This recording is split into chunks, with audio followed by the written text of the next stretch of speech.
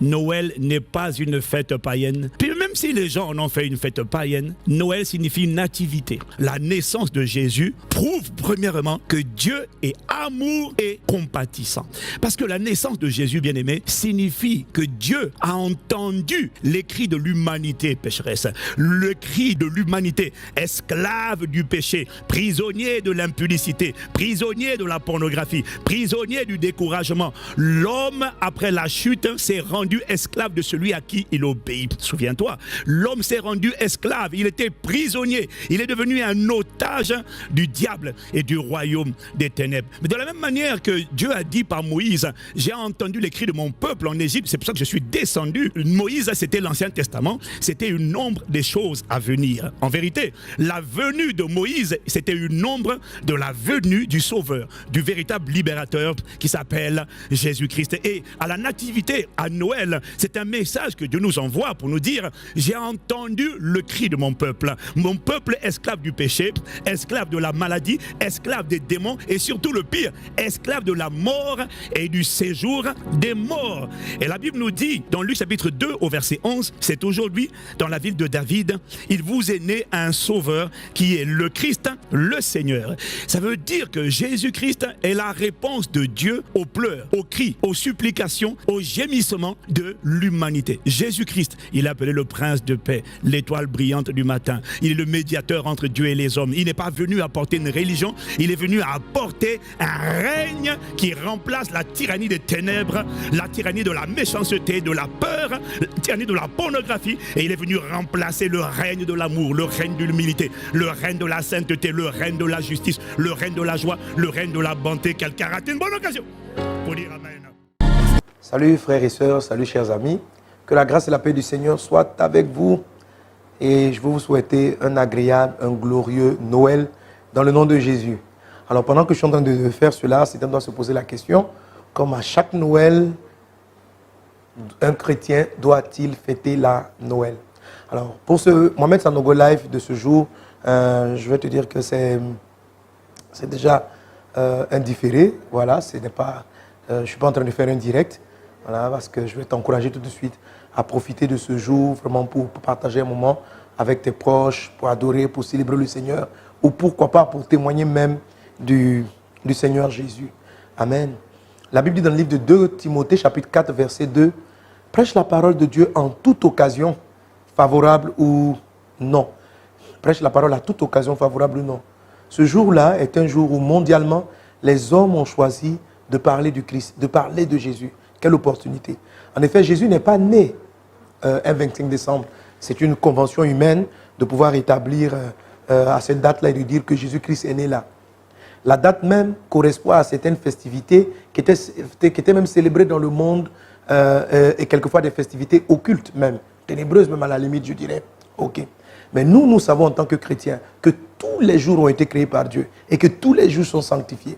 Mais nous devons saisir cette opportunité favorable. Ok. Comme je le dis quelquefois, il y a une journée de la femme. Mais est-ce que ça veut dire que toutes les femmes sont nées effectivement ce jour-là? Il y a une journée de la paix. Est-ce que ça veut dire que ce jour-là, il n'y a plus de guerre?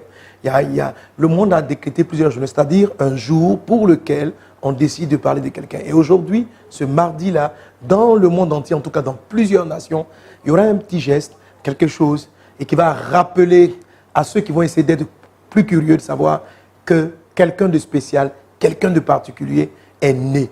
Même s'il n'est pas exactement né à cette date, pour nous, enfants de Dieu, c'est une opportunité. Paul dit, prêche la parole à toute occasion, favorable ou non. Et je crois que ce jour est un jour favorable où plusieurs vont aller à l'église juste pour célébrer, selon eux, la naissance de l'enfant Jésus. Belle opportunité pour nous donc de leur annoncer le message de Christ. Alléluia. Donc, ne rejetez pas ce jour, ne rejetez pas ce jour. La Bible dit ceci, que Dieu a positionné le nom de Jésus au-dessus de tous les noms. Au-dessus de tous les noms. Par exemple, aujourd'hui, nous sommes en 2018 après Jésus-Christ. Mais même la date dite 0, aujourd'hui, qui fait qu'on est en 2018 ou en moins 18, la date n'est pas certaine. On ne peut pas dire que Jésus est exactement né il y a 2018 ans. Voilà. Certains vont dire, peut-être que c'est 3 ans avant, 3 ou 4 ans après, c'est pas grave.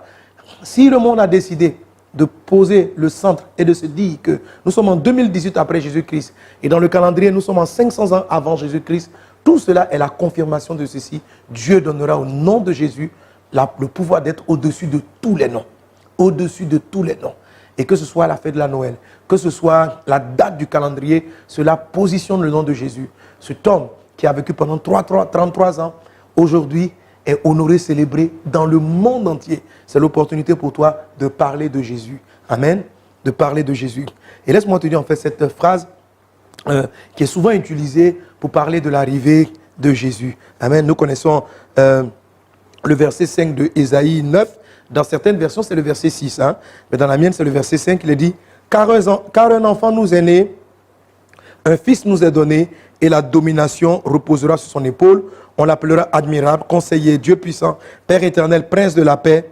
Voilà, donné à l'empire de l'accroissement et une paix sans fin au trône de David et à son royaume. Amen. Mais avant de dire car un enfant nous est donné, parce qu'on est en train de parler d'une chose, puis on dit car. Le car quoi? Pourquoi ce car-là vient s'installer là? Il est dit au verset 1 de Ésaïe 9, « Le peuple qui marchait dans les ténèbres voit une grande lumière.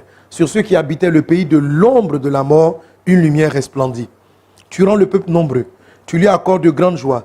Il se réjouit devant toi, comme on se réjouit à la moisson, comme on pousse des cris d'allégresse au partage du butin.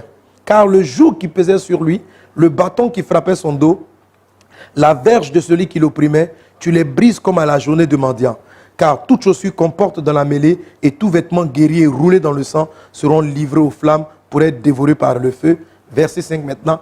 Car, amen, car un enfant nous est né. C'est-à-dire, le joug qui pesait sur les peuples va être brisé. Car un enfant nous est né, un fils nous est donné. Amen. Le peuple qui marchait au verset 1 dans les ténèbres voit une grande lumière venue dans sa vie. Car un enfant nous est né. Car un fils nous est donné et la domination reposera sur son épaule. Amen. Alors, cette phrase-là est très puissante. Mais notez cette nuance importante que fait apparaître le Seigneur. Il faut la noter. Le Seigneur dit quoi? Car un enfant nous est né. Quand on parle d'un enfant, on parle d'un bébé, on parle de l'âge du bébé, on parle d'un tout petit contenir dans la crèche. Un enfant nous est né. Oui, Jésus-Christ est né. Pas à cette date du 25, mais c'est ce que nous sommes en train de célébrer aujourd'hui. Mais la phrase qui suit est très puissante. Il dit, car un enfant nous est né, un fils nous est donné. Alléluia. Il y a un enfant qui est né, mais ce que Dieu a donné à l'humanité pour briser le joug, pour sortir les hommes de l'esclavage, c'est un fils qui a été donné. L'enfant est né, on constate sa naissance. Mais ce qui est plus important, c'est un fils qui nous a été donné. Lorsqu'on parle de fils, on parle de maturité. Quand vous avez un homme d'un certain âge, même si c'est celui qui est sorti de vos entrailles, vous ne dites pas c'est un enfant. Quand il est mature, vous dites c'est un fils. Lorsqu'on parle de fils, on parle d'un enfant qui a atteint la maturité. On parle d'un enfant qui a le contrôle de toutes choses. La Bible dit que Jésus-Christ ne nous a pas été donné en tant qu'enfant. Quand il était enfant, ce n'est pas le don de Dieu. Le don de Dieu concernant Jésus a été manifesté lorsqu'il a atteint la dimension de fils. Un enfant nous est né, mais ce que Dieu nous a donné, c'est un fils. Et c'est en croyant au Fils de Dieu que tu as la vie éternelle. Ce n'est pas en croyant à l'enfant de Dieu. Ce n'est pas en croyant à l'enfant de Marie. Alors, vous allez beau vous mettre autour des crèches, célébrer, vous n'aurez pas la lumière dont il est question. Votre joug ne sera pas brisé. Vous n'aurez pas la délivrance dont il est question. Mais si vous tournez vos regards et que vous pensez en ce jour, non pas à l'enfant, mais au Fils, alors des choses vont commencer à se produire dans votre vie. Amen. Ceux qui croient en son nom, ils brisent leur chaîne.